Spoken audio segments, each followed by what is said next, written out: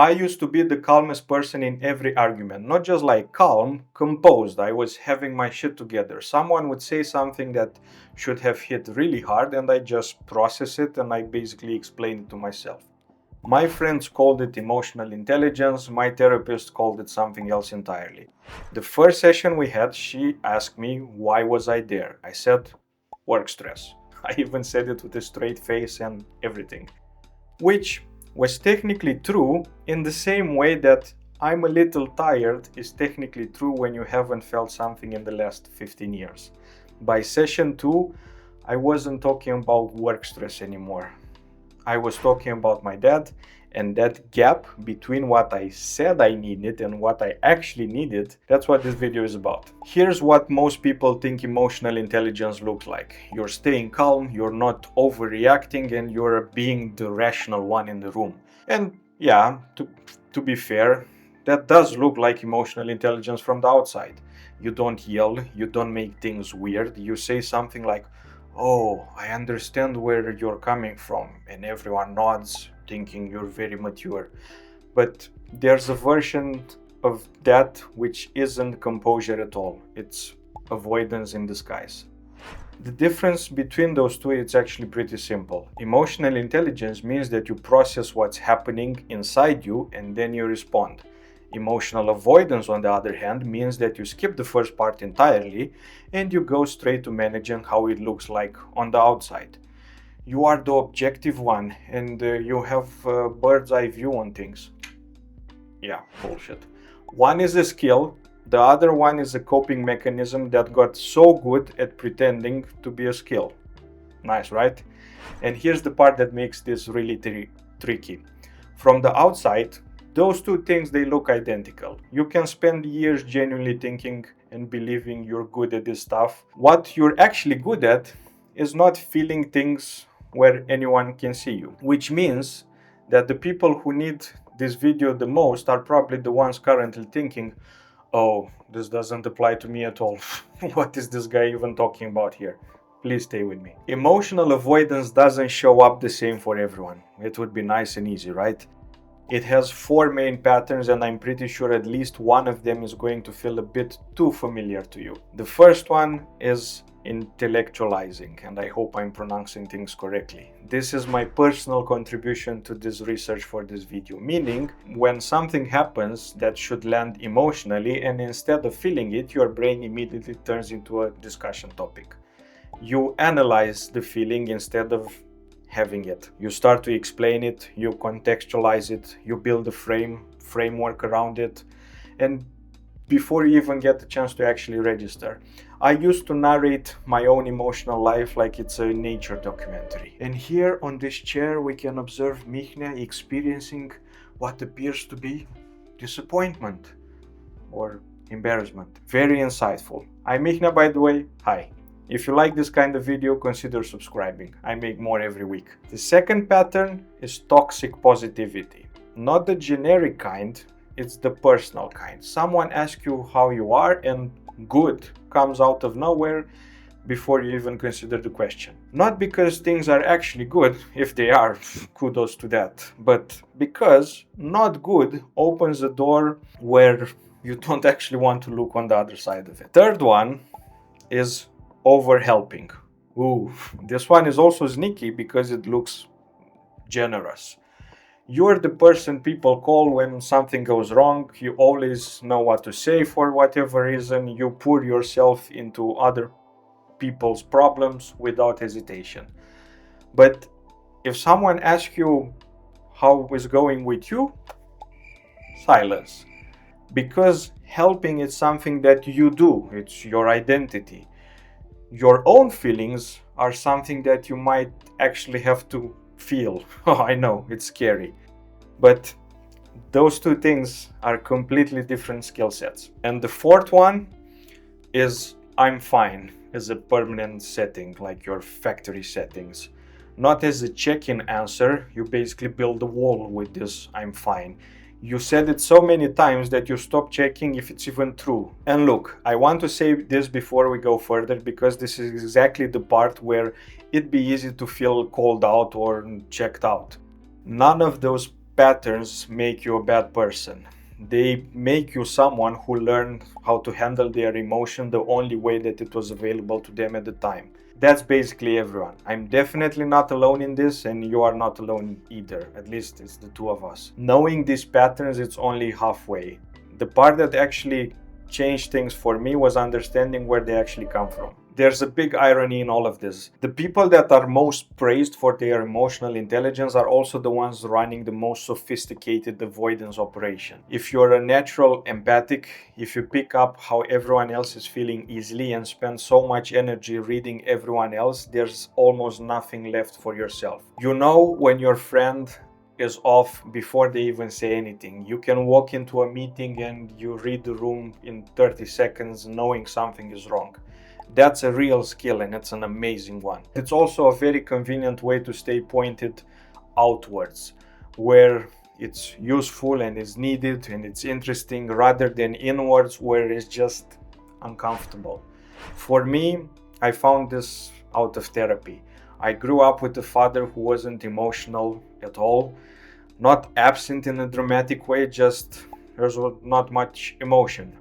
I remember years ago I was telling him that I bought a new car, something that I was actually happy and proud of. I saved for it, and he didn't say much. He didn't say that it's bad, he didn't say that it's good. It was like, well, nice. Basically it felt like I brought bread. It wasn't the first time, and for sure it wasn't the last time, but meanwhile I learned to love him like that. When the most consistent message you receive when you grow up is that feelings aren't something that you bring to the conversation, guess what? You stop bringing them to the conversation. You get really good at facts instead. You start to use logic at translating every emotional experience into something more neutral, something nobody has to respond. I found that there's actually a name for this procedure. When your brain knows how to think about a feeling, but it doesn't know how to feel it. It's called, and I hope I pronounced this correctly, alexithymia. This is not a diagnostics, it's just a description that I found during the research of this video.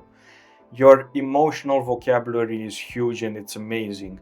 Your emotional experience is somewhere behind the door. You can describe perfectly from the outside, but you cannot actually open it. Smart and empathic people are the most at risk for this, not despite their awareness, but because of it. You are so good at the understanding part that you basically convince yourself and everyone around you that you're actually doing the thing. But understanding a feeling, I hate to break it to you, is not the same one as having a feeling. And I only figure out what this gap cost me much later. Okay, so what does actually processing look like? Because feeling your feeling is genuinely the most unhelpful advice in history of personal development, and I refuse to repeat it, which I basically kind of did. Real processing doesn't look elegant at all. It doesn't look composed, and it's actually the opposite. In my first session of therapy, I said something that I didn't say out loud before. It was not long after I turned 30 years old, and I said something, I'm tired of being like this, I want something to change. That's all. It was not articulate for sure, not organized, just a real sentence instead of the correct one, whichever my brain thinks is correct. And that moment, that slightly embarrassing and not composed at all moment, was probably the most emotional intelligent I've been in 10 years of staying calm and being the calm one in the room. Here's the actual difference. Avoidance keeps the feeling in the waiting room forever, but processing it lets it come in, say what it has to say, and then it leaves. The feeling doesn't just go away if you decide to ignore it or you avoid it. It stays inside, and you won't believe the audacity. It starts to move the furniture around without your permission, like it's owning the place. It's not. The concrete version of what this looks like is not performing calm when you're not calm. It's saying I'm frustrated instead of, that's an interesting perspective. It's letting the person in front of you knowing that something landed instead of immediately converting it into an intellectual exercise. You can still be measured, you can still be thoughtful, and don't be an asshole, but there's a moment before the composure where you let the thing actually register for what it just happened to you, where you let a feeling be a feeling and not turning into a topic. That's the whole game. That's it. There's not much more than that. I want to be honest here. I don't have this figured out, and I'm not here to pretend I have a fix for it. I can only tell you 3 things I actually tried and that did something.